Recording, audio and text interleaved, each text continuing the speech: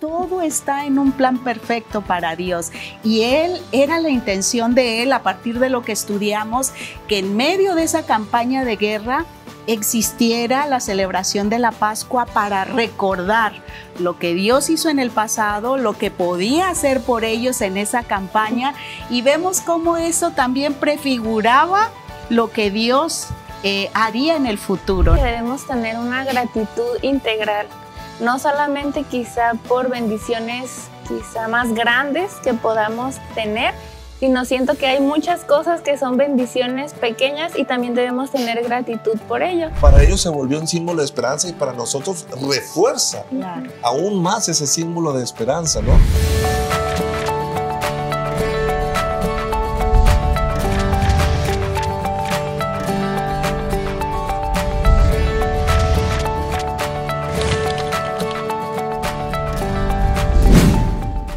Bienvenidos a este segmento de la Escuela Sabática Universitaria. Yo soy el pastor Rogelio Facio y hoy estaremos estudiando la lección número 7. Conmigo me acompañan 3 amigos, los cuales me gustaría se pudieran introducir al responder la siguiente pregunta. ¿Qué entienden por busquen primero el reino de Dios y su justicia y todas las cosas les serán añadidas? Mi nombre es Yorlin Castañeda y respondiendo a la pregunta del pastor, yo creo que hace referencia a estar enfocado en las cosas que son importantes, como Dios y su palabra. Yo soy Jorge Gil y para responder a esta pregunta lo haré con una sola palabra: prioridades. Soy Lorena de Girarte y coincido con Jorge en mi escala de prioridades. Dios va en primer lugar. Excelente. Para iniciar este segmento, quisiera pedirte, Yorlin, si nos puedes dirigir en oración. Claro que sí, oremos. Querido Padre, gracias por este día que nos das y por las bendiciones que derramas sobre nosotros. Te pedimos que nos acompañes en el estudio de esta lección. En el nombre de Jesús, amén. Amén. Sin duda, esta lección ha sido muy enriquecedora para mí, y yo creo que va a ser también para los que nos están viendo. Quisiera iniciar con esta pregunta. ¿Por qué es tan importante tener un pacto con Dios antes de recibir sus bendiciones o las promesas que Él ha dejado en su palabra? Si entramos un poquito en contexto, ¿verdad? Estamos hablando de la conquista. Josué, ¿sí?, liderando al pueblo.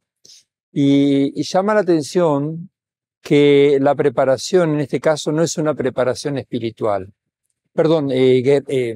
militar, sino que es una preparación espiritual. Así que lo que observamos que siempre antes de una gran bendición hay un momento de preparación. Ya lo habíamos visto en las lecciones anteriores, ¿no? Y parece que este patrón se repite y Josué lo tiene muy claro. Antes de la bendición viene un momento de preparación. Claro. Quiero ponerlo de la siguiente manera, la misma pregunta para Lorena. ¿Qué pasaría si Dios hubiera dado la bendición sin haber tenido un pacto? ¿De qué manera el pueblo de Dios podría haber reaccionado ante tal bendición? ¿Habría pensado que realmente es a raíz del pacto de Dios? ¿O habría sido algo natural para el pueblo decir, bueno, son bendiciones que de todos modos tienen que llegar a la vida? Claro.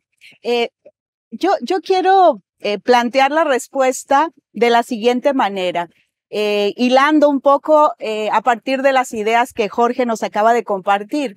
Josué era un militar con vasta experiencia y me llama mucho la atención que en momentos clave uno esperaría verlo con su mapa, sus estrategias tácticas de guerra. En cambio, lo vemos a través del estudio de la lección enfocado en preparar al pueblo a través de la circuncisión, recordar la Pascua, levantar un altar como memorial. Y entonces vemos cómo Josué tiene muy claro que el pueblo necesita recordar constantemente ese pacto con Dios, porque no es suficiente saberlo, ¿sí? No es suficiente participar una vez o firmarlo una vez, sino recordarlo constantemente y renovarlo. Por eso creo que el pacto es tan importante que Dios se aseguró de que constantemente lo estemos recordando a través de estas figuras. Igual, yo creo, pastor, que muchas veces podemos olvidar, como en este caso, quién es el que da la verdadera victoria. Entonces, como la maestra menciona, quizás si Josué hubiera estado con su mapa o con sus generales, pues en algún punto ellos también pudieron pensar, pues es que nosotros hicimos una gran estrategia o nosotros peleamos muy fuerte, pero al hacer estos pactos ellos también estaban recordando que la victoria no era de ellos, sino que había alguien más que estaba al frente de la batalla. Sabes, Jorlen, concuerdo contigo. Cuando yo estudiaba la lección, yo veía si Dios hubiera omitido el pacto, quizás el pueblo se hubiera enaltecido, diciendo, oye, yo peleé, yo luché, yo me esmeré. Muy posiblemente incluso Josué hubiera dicho, bueno, esto es lo que nos tocaba que hacer. Pero al haber un pacto de por medio, incluso había algo que permitía que crearan confianza en el Dios Todopoderoso, ¿no? Porque era el Dios Todopoderoso el que estaba permitiendo hacer ese pacto, esa unión, donde si tú cumples, si tú haces, yo estoy más que dispuesto para hacer también esa obra. Y quiero decirles y pedirle a los que nos están viendo, pongan en sus comentarios ahí, ¿de qué manera tú también has visto un pacto con Dios? Cuando Él cumple una promesa en tu vida, sabiendo tú que has cumplido con el pacto que Él te ha pedido. Porque esto es muy importante. Dios es un Dios de pactos. Lo vamos viendo a lo largo de la historia del pueblo de Israel. Y precisamente la pregunta trataba de llevarnos a esa parte, ¿no? ¿Qué pacto tan grande, tan solemne y difícil? De pronto los pactos tienen que llevarnos a una situación que nos lleven a desafiarnos. Porque no era fácil ser circuncidado. Bueno, justamente quería ir en esa dirección, ¿no? Cuando uno está por enfrentar una batalla, todo lo que mencionó Lorena de la preparación, la estrategia y demás, pero al entrar en este proceso de circuncisión, eran vulnerables. Tenían que confiar que Dios los iba a cuidar en esa circunstancia también, ¿no? Y aquí hay un poco de lo que mencionábamos al principio, de poner a Dios en primer lugar, tenerlo como prioridad. Y es ahí donde entonces podemos depender totalmente de Dios. Para mí, esta es una escena de un maestro mostrándoles a los alumnos cómo es que deben depender del creador de todas las cosas, ¿verdad? Pastor, y me llama la atención que como maestro sus estrategias didácticas extraordinarias, ¿no? Porque tenían que ver con todos los sentidos. La circuncisión los abarcaba completamente, incluso el dolor, ¿no? Que se podía sentir y la vulnerabilidad. Definitivamente. Ahora, no era un pacto que cualquier otra persona quisiera adoptarlo, ¿verdad?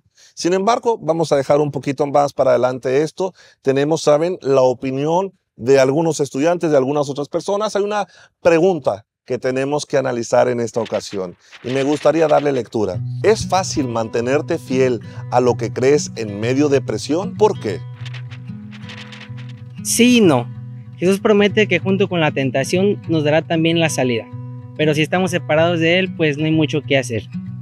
Una de las cosas más significativas que Dios ha hecho en mi vida fue el abrir las puertas para ingresar a esta universidad y demostrarme que sus tiempos son correctos.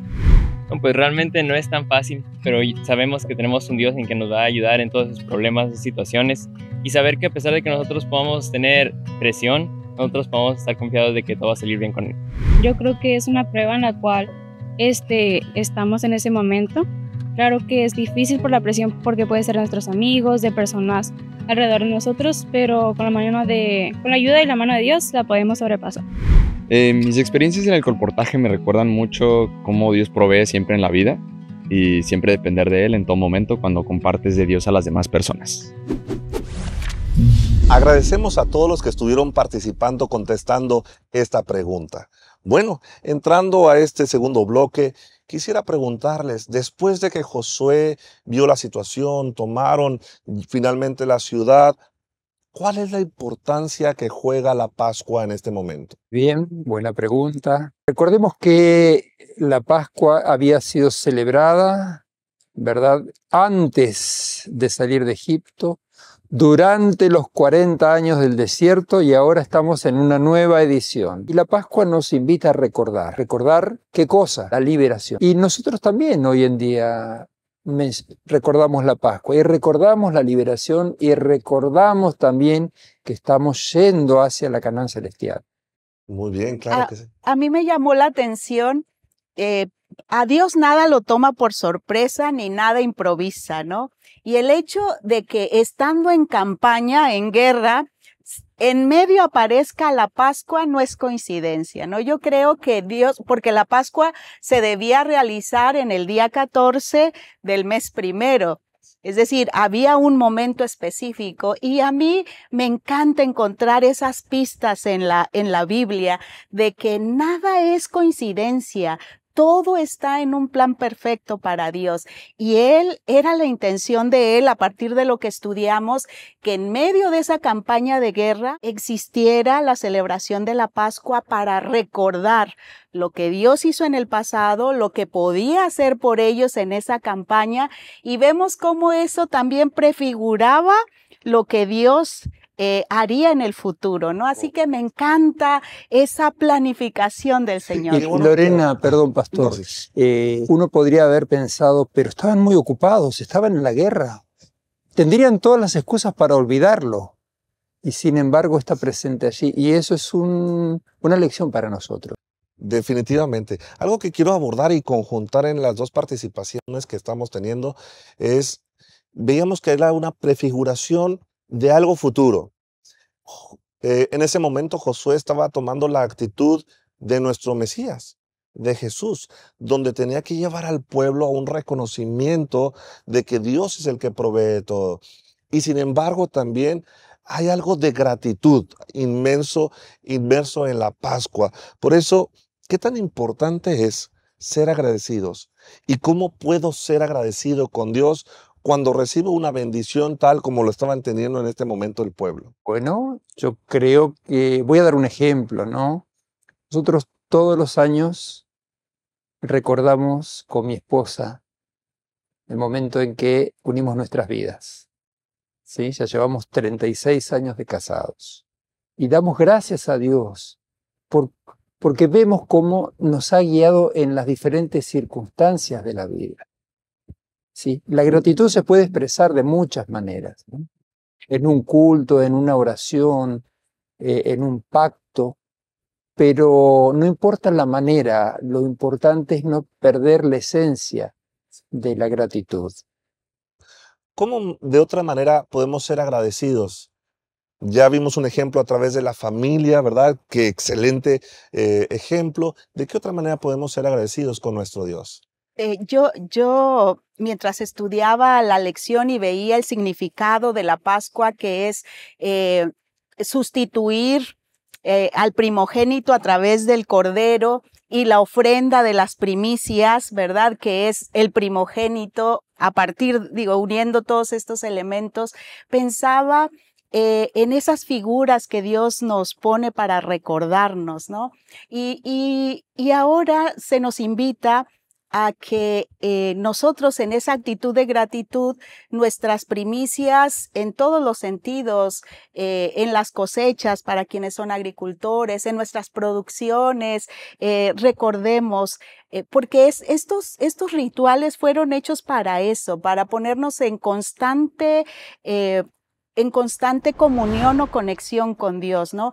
Y la gratitud se deja ver a través de las ofrendas también que damos. Yo también estaba pensando en que debemos tener una gratitud integral, no solamente quizá por bendiciones quizá más grandes que podamos tener, sino siento que hay muchas cosas que son bendiciones pequeñas y también debemos tener gratitud por ello. Y también, como mencionaba la maestra, yo pensé en el diezmo, porque el diezmo también es una forma de agradecer a Dios por los recursos que Él nos da. Saben, el pueblo de Dios veía hacia el futuro la prefiguración precisamente de Cristo en lo que era el Cordero. Nosotros la vemos del futuro hacia el pasado, porque ya vimos que Cristo era el Cordero inmolado y su sacrificio nos trae a nosotros la salvación. Quizá era también como un símbolo de esperanza.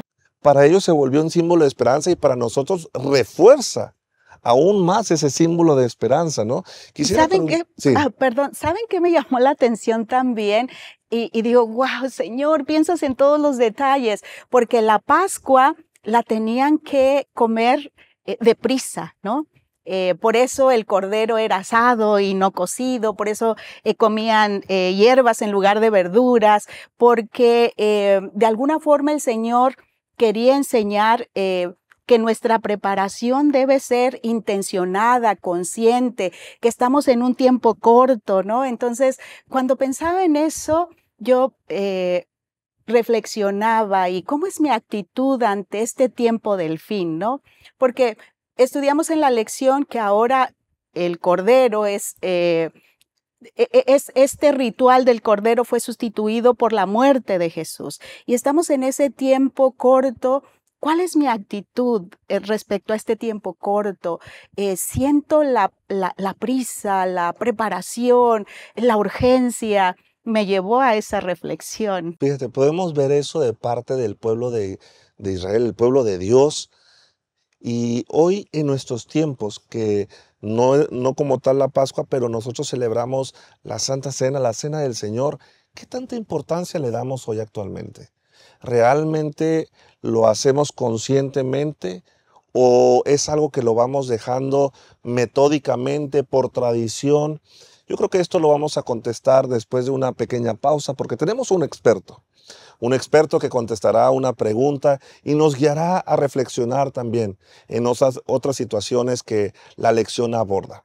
Entonces, quisiera decirles, para que quede en mente nosotros, esta parte de la importancia de la Pascua.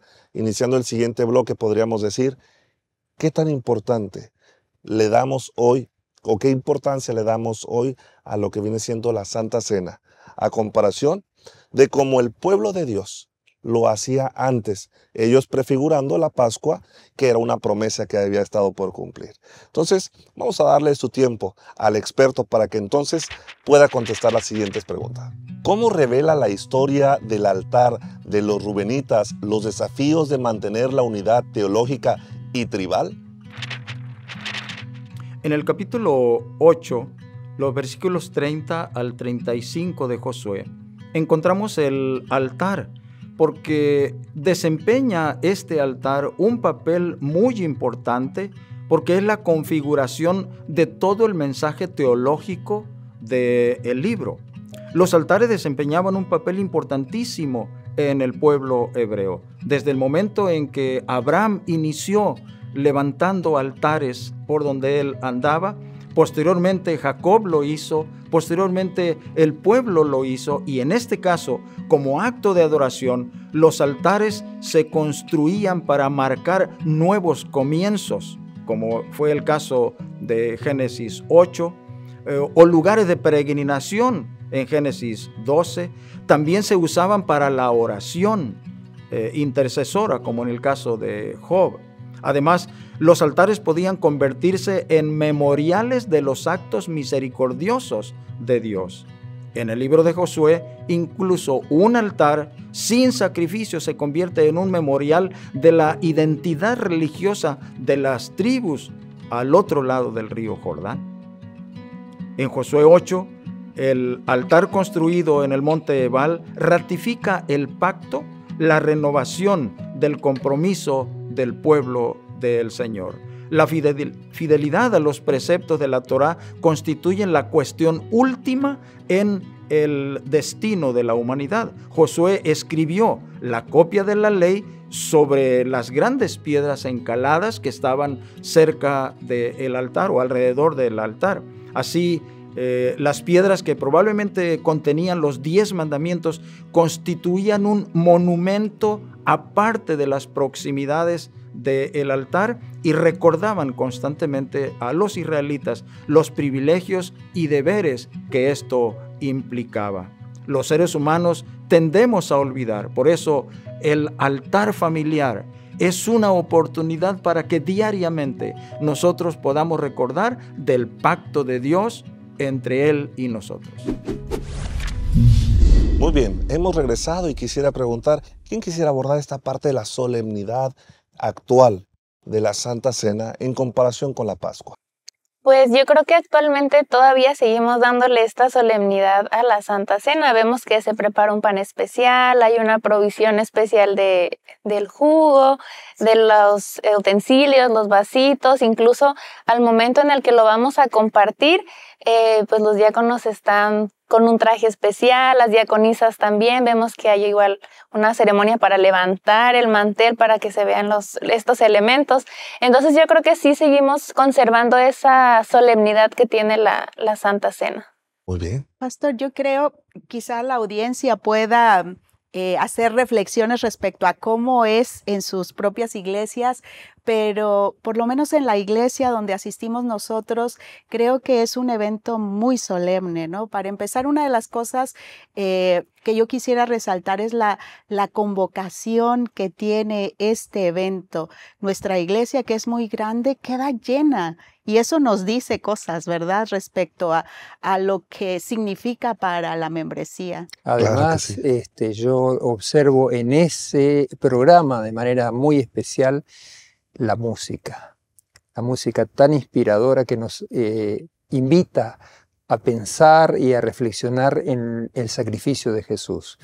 Por lo tanto, sí, ojalá que todas las iglesias pudiesen tener esta experiencia que podemos vivir aquí en la iglesia universitaria, que realmente es muy bonita. Yo que vengo de otro país, la primera vez que participé de una Santa Cena me impactó mucho.